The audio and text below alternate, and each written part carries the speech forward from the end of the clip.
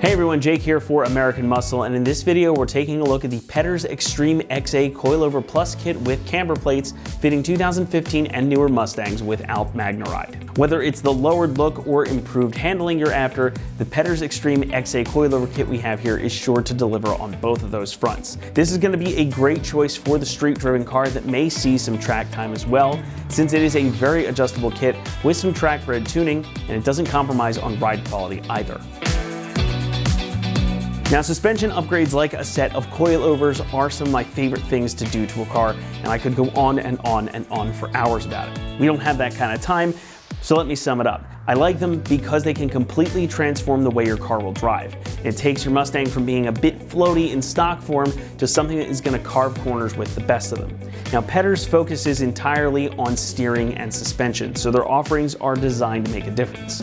Now, there's a lot to talk about here, but we're going to start out with the obvious. Coilovers will definitely lower your car, but these are adjustable coilovers, meaning that you get to control how much you want to lower it down.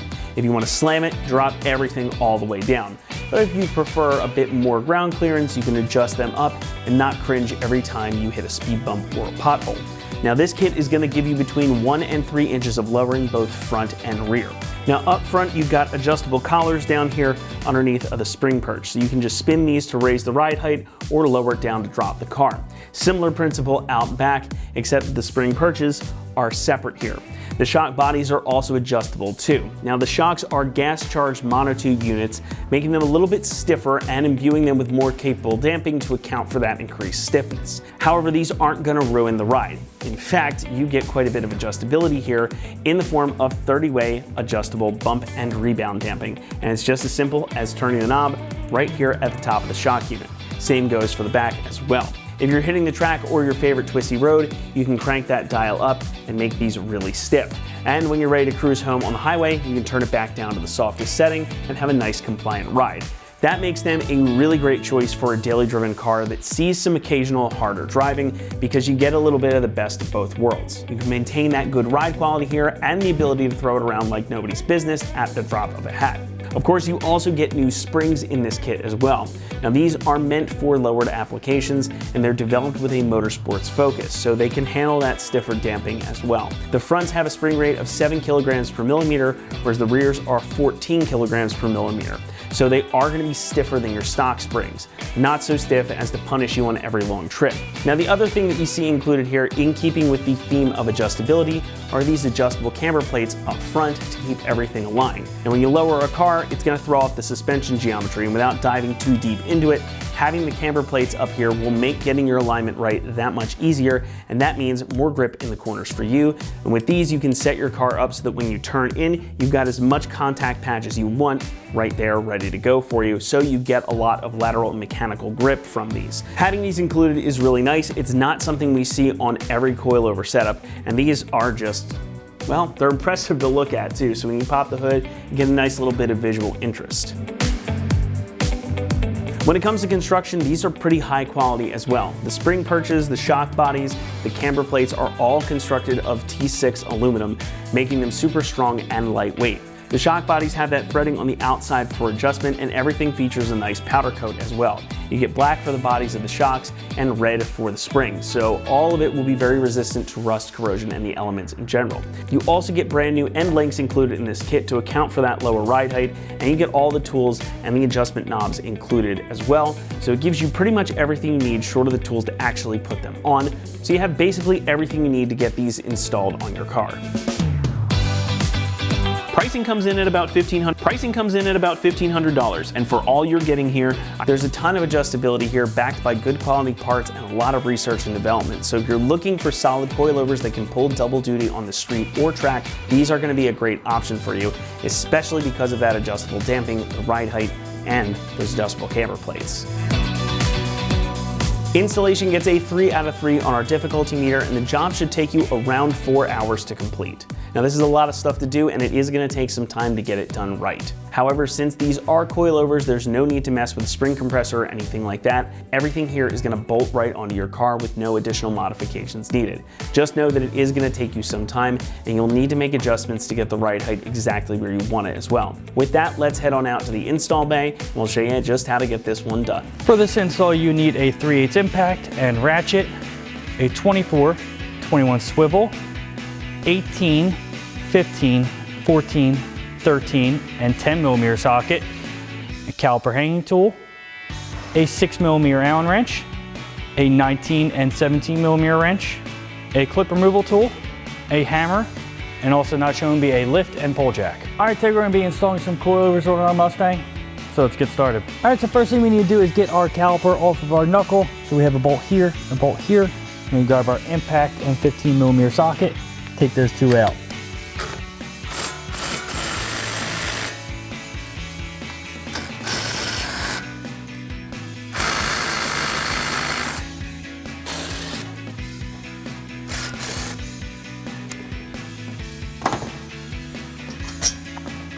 Pop those bolts out. We're gonna grab our caliper hanging tool and just hang that up and set that aside.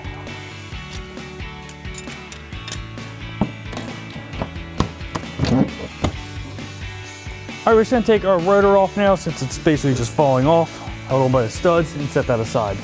All right, so we're gonna grab our impacted 18 millimeter socket and take our nut off our sway bar link here. Now we have a 17 millimeter wrench that we're gonna hold the backside with, just because it will spin.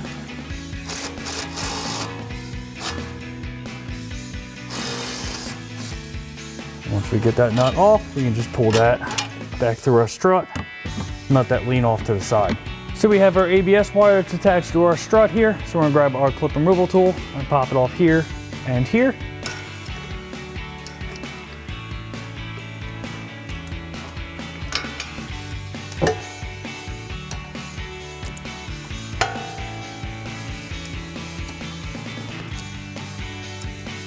Pull that aside. Now we can take our two main bolts out of our knuckle. All right, now we're gonna switch to our impact and 24 millimeter socket. We're gonna take our two nuts off of our main bolts here on the knuckle.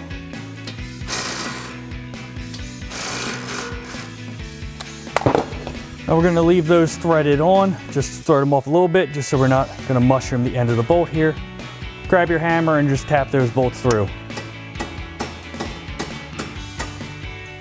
They are splined in so they don't just spin out. Once you have them both through, take our nuts off. You can lift up on the knuckle slightly. It might help you get it out a little bit easier. Or just take your hammer, just tap them gently through.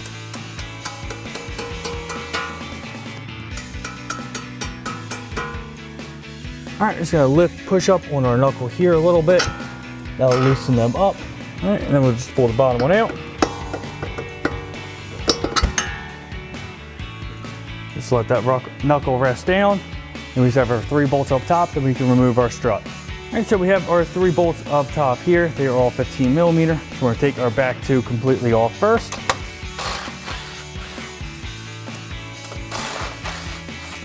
All right, and then as we take our 3rd one off, our strut will fall when you take it off completely.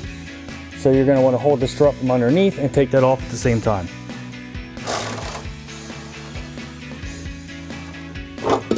All right, this pulls out from the bottom. Once you have this side out, you can go ahead and do the same thing for the other side. All right, so now we have our strut out. We have to remove our sway bar link. Also, we are getting a new one with our kit. So we're gonna grab our ratchet with an 18 millimeter socket on the back, and then our 17 millimeter wrench to hold it.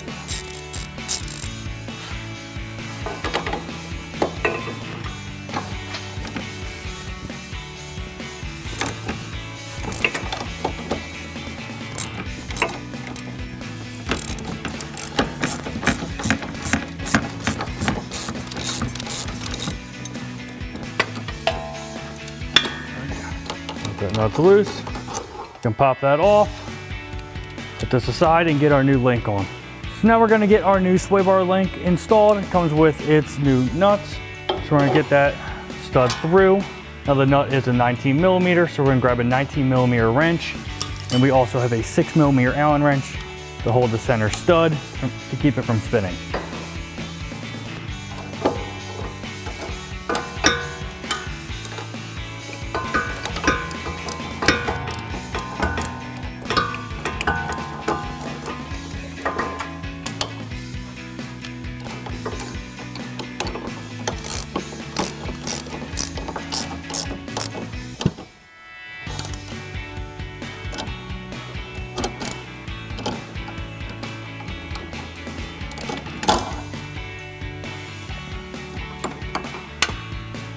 All right, now that we have half of our sway bar link installed, we can get our new coilover in. All right, now we're ready to put our coilover in. Now I did off camera just measure it out.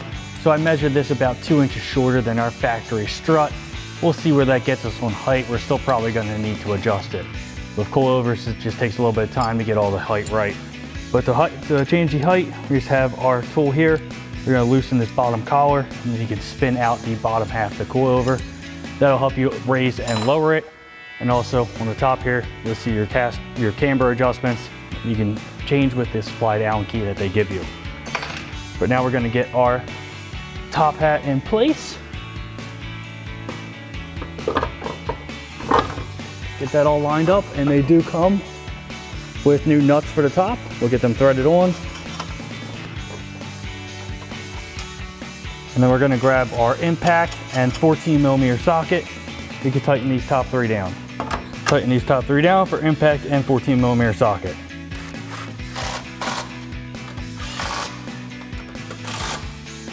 So we're gonna get our bolts back in, our knuckle back into our strut. Just gonna line that up.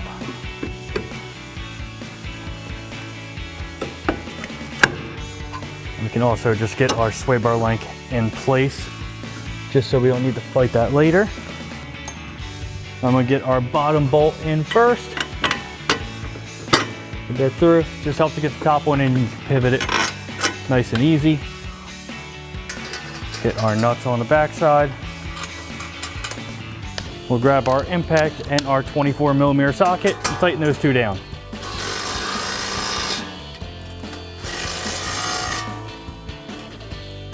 So we have our second nut for our sway bar link up top here. I'm gonna thread that on. Grab our impact and 19mm socket and tighten that down.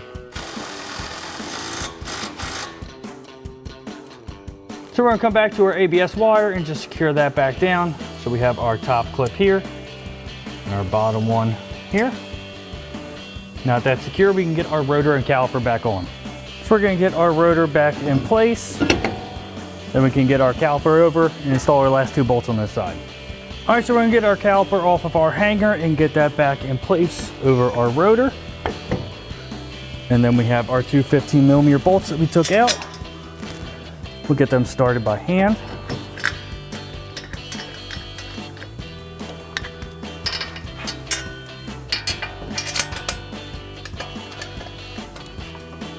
We'll grab our impact and 15mm socket and tighten that down.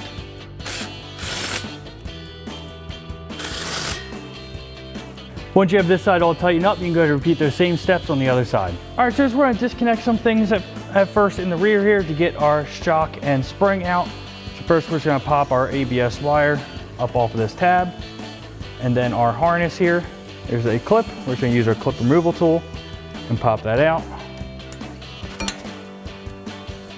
And then lastly, we're gonna take this 10mm bolt out here, grab our impact 10mm socket and zip that out. That's just gonna give us enough slack and everything so we can drop this side of the subframe down. So we're gonna start by getting our shock out of the way. So we do have a pole jack just supporting the knuckle so it doesn't drop down. Grab our impact and 18mm socket, take these 2 top bolts out. All right, so I moved our pole jack out of the way. I have it on our subframe, ready to drop that afterwards. But we're gonna take these 2 bottom 15mm bolts out. So impact 15mm socket.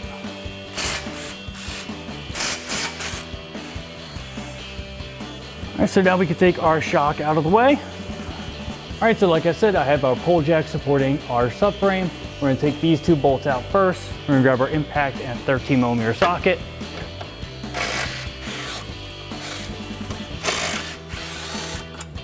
Then we're going to switch to a 21mm socket and take the main subframe bolt out. All right, now we're going to come back to the rear of the spring and you'll see your other subframe mount bolt.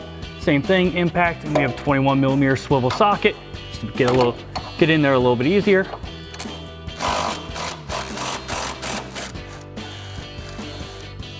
All right, now we're going to lower our pull jack so we can get our spring out.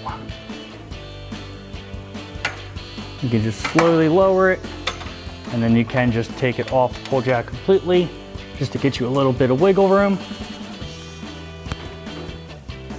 All right, just pull down on the subframe.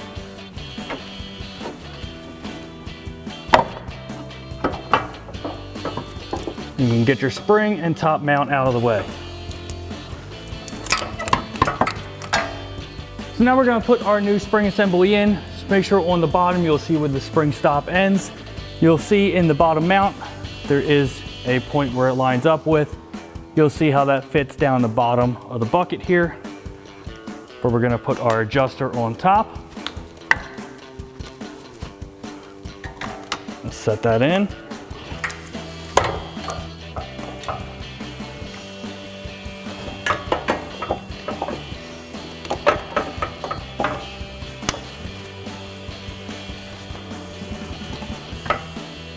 Get that all lined up. Now I did not change the adjustment on this height here. We're gonna get this on the ground and see if we need to adjust it. But we have those same tools for the front. You would just loosen this top ring and spin the main body up or down to adjust it. Now I'm gonna raise our subframe back up, just making sure everything stays aligned here.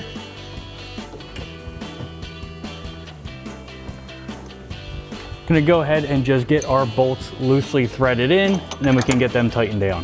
You can go ahead and tighten this back one now, impact and 21mm swivel socket.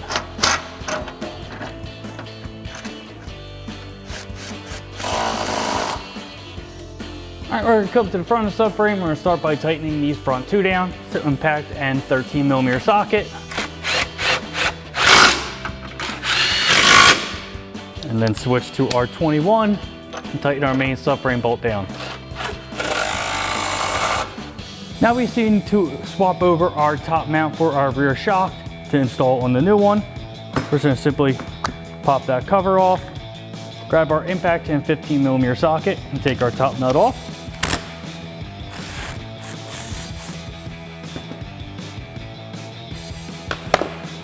Just take our mount, grab our new shock, set that over, and we have a new nut that comes with it. I'm gonna thread that on, grab our 14mm socket, and impact and tighten that down.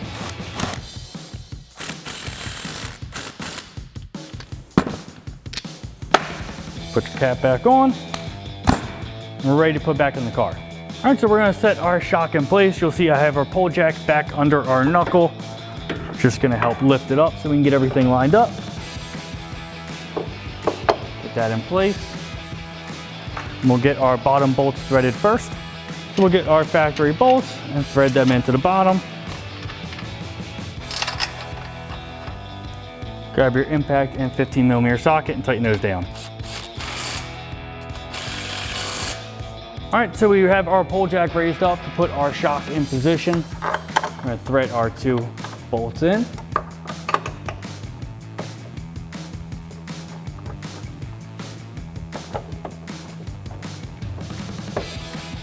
Grab our impact and 18mm socket and tighten those two down.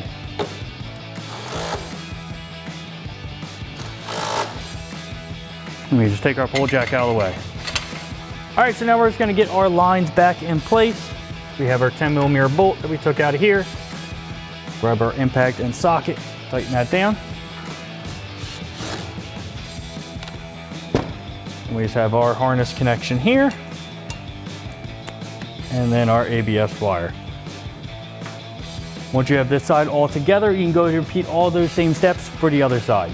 And that wraps up our install of our Petters Extreme XA Coilover Plus kit with camber plates for a 2015 and newer Mustang without MagneRide. And remember, for everything Mustang, keep it right here at AmericanMuscle.com.